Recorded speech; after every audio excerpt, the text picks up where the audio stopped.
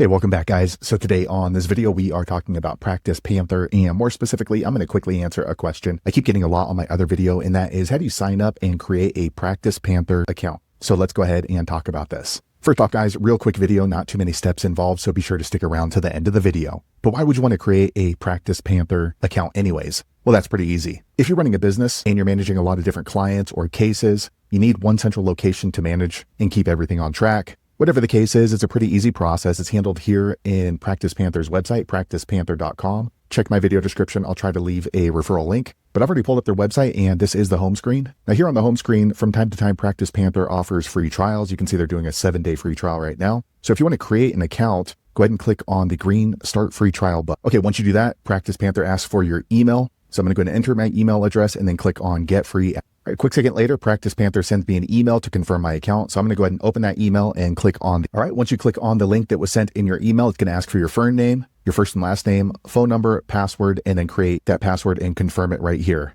So I'm going to go ahead and enter this information in off screen. Okay, I entered in we're going to click on Get Started. All right, quick second later, it brings me here to my PracticePanther dashboard. So now I can go ahead and start uploading my contacts and arranging my calendar. So there you have it, guys. If you're wondering how to sign up and create a PracticePanther account, that's the easiest way I know how to do it. If you know an easier way, be sure to leave a comment below. Let the rest of us know how you did it. Hopefully you found that video useful. If so, click thumbs up or maybe consider subscribing to my channel, and hope to see you on the next video. Thanks again for watching.